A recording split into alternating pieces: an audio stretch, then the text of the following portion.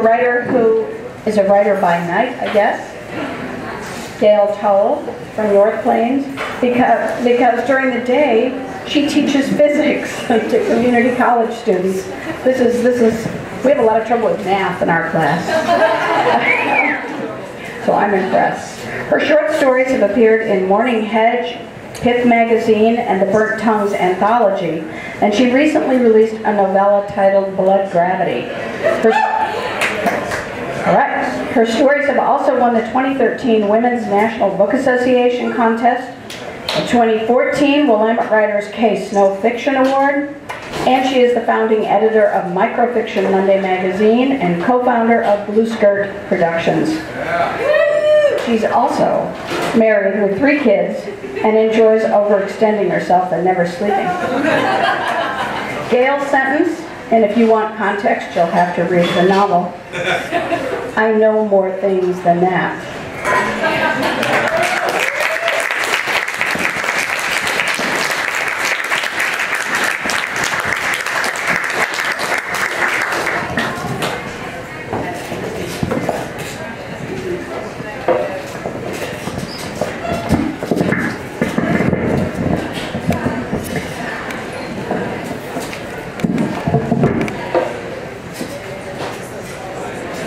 Hello, everyone. So, a little background. What I'm going to read is actually, so I wrote this novel, and then I wrote another novel and another one, and outlined a couple more. Then I wrote some short stories. All of this going, I wrote other stuff, but also all of this. And the novels are forthcoming. I had agent trouble, but there's this novella. This is one that was mentioned. Prequel to the whole series. And if anyone wants to buy it, I've got copies. Meet me in the corner afterwards. And then, but what I'm going to read is actually from those who've read it. The younger brother, who's 5 in the novella and spends his time drawing trees and dinosaurs. This is later. He's 16, and he has this illustrated journal. And it's sort of a combination between talking about his life and drawing various zombie farm animals or whatever. So I'm going to need an assistant because I have some pictures.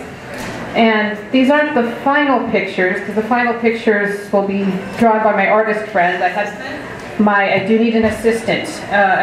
My 11-year-old drew these, I just told her I needed a vampire pig and some rotting flesh, and she's like, okay.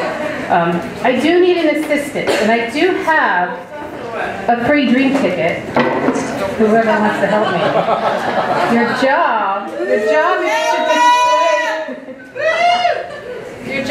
job is to display the pictures at the appropriate time. It should be pretty clear what goes with what. All the pig ones happen really fast. The chicken's at the very end. So there's your drink ticket for your efforts, and make sure everyone can see. Okay, so without further ado, I'm a 16-year-old boy, so I've got my hoodie, I got my sunglasses, because I'm cool like that, and the lights are really bright. Okay, here we go. This is called How to Draw Dumb-Looking Animals, an illustrated journal. Alright. I remember my 8th birthday party. My former best friend Dylan was a dick even back then, but I was too stupid to notice. He played with everyone else my parents made me invite, but not me. I hid on the top of a rocket ship that was part of a massive indoor play structure at this pizza place and watched. The only person who kept looking to see where I was my older brother Jake. He must have been 22 at the time. He didn't want to be there. He was waiting for it to end. I was too, but I kept grinning stupidly anyway. Pretending to be happy is way better than the embarrassment that comes from openly admitting you have no real friends. Dad talked to everyone. He'd smile, they'd smile. We were all so happy. The next week, I asked Dylan why the other kids he played with never wanted to play with me. Well, he said, you kind of act babyish. This made me cry, and at this point. I called Jake to ask if I could spend the weekend at his apartment, but he said no. I said, why? He said he wasn't feeling well. He said that a lot. He said, next weekend, okay? Dad asked me why I was sad. I said I wasn't sad. When he put me to bed that night, he laid beside me and read a book for what might have been hours before I finally fell asleep. Felt better in the morning. Jake picked me up from school the following Friday for the sleepover. I had been telling Dylan and everyone else about it all day. 2 kids told me to shut up, but Dylan didn't. He said, "Your brother seems cool." I took this as evidence that Dylan wasn't an asshole and pretended like he never said or did anything else. I wanted to ask Jake if Dylan could come too, but I knew he'd say no. I drew Jake a picture. I always drew pictures. He always looked at them so closely, every last detail, and it made me nervous.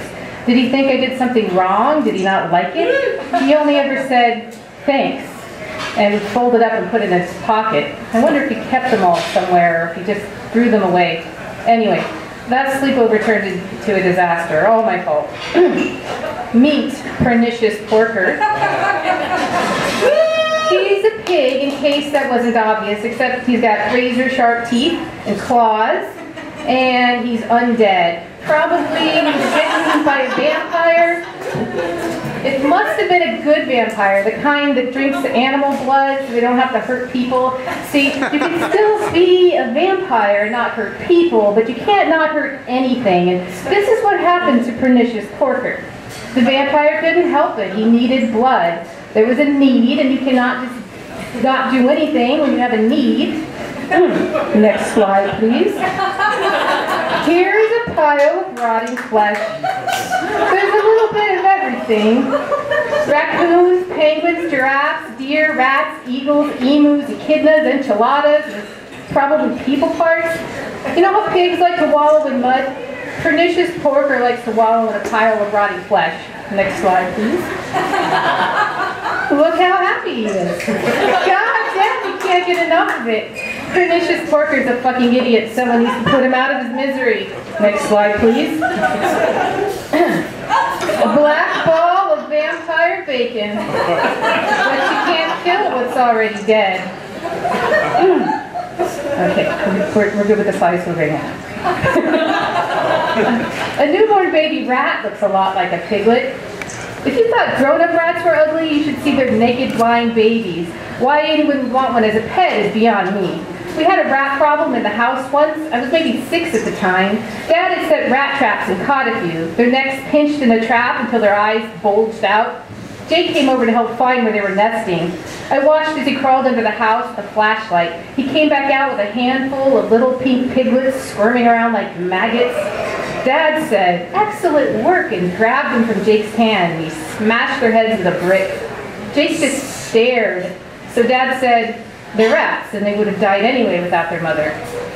Jake went back under the house. This time, he said he didn't find anything, but he had something in his pocket. He got in his car and left in a hurry. The next time I had a sleepover at his place, he showed me the baby rat maggot he saved.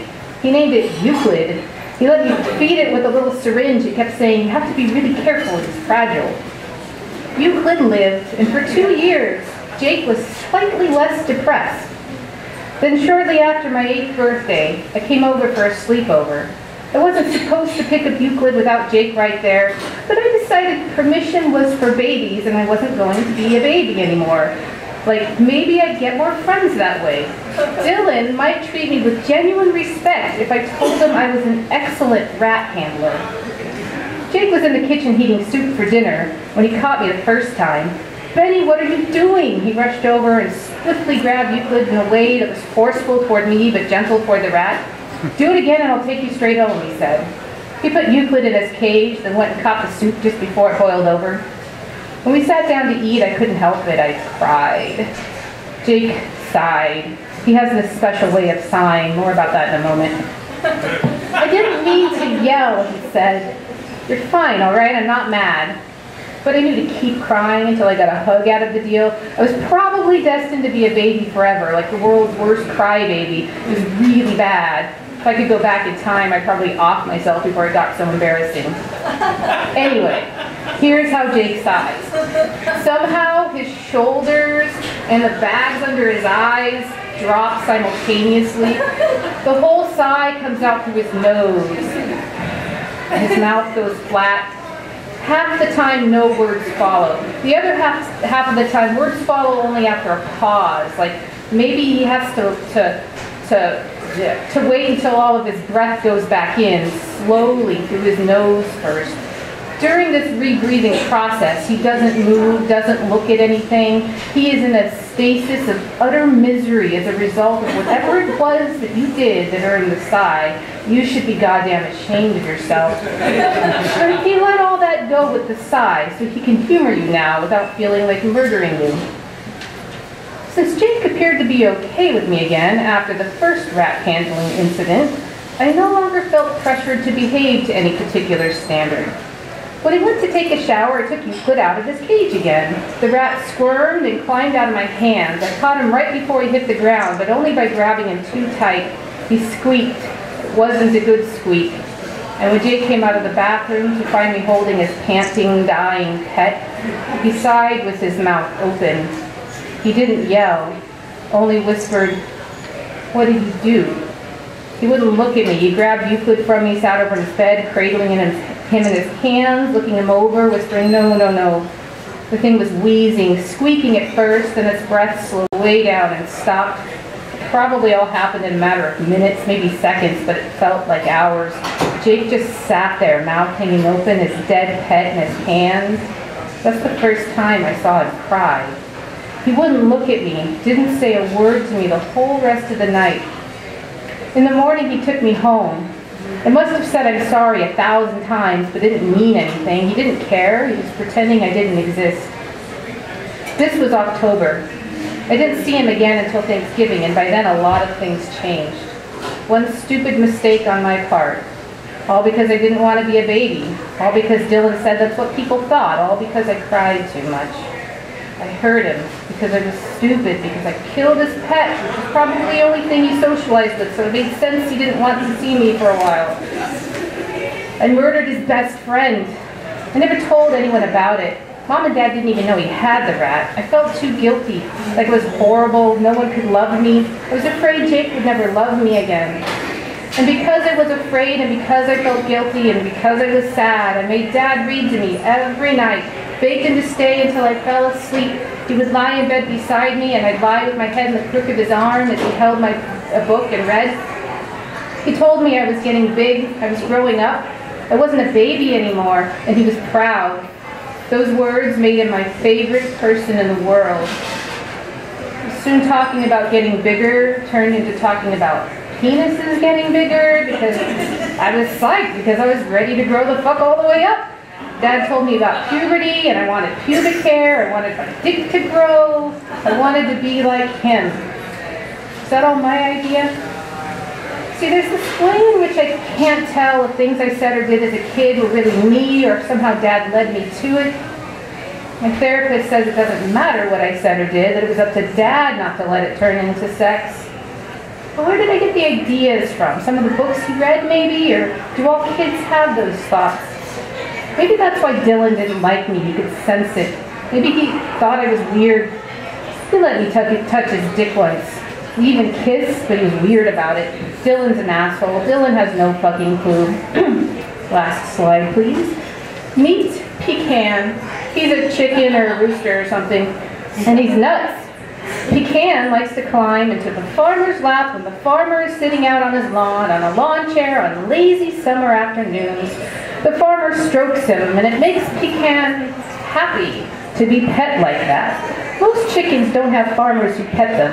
Pecan is special. You're a fine cock, says the farmer. A fine cock indeed. Thank you, everyone.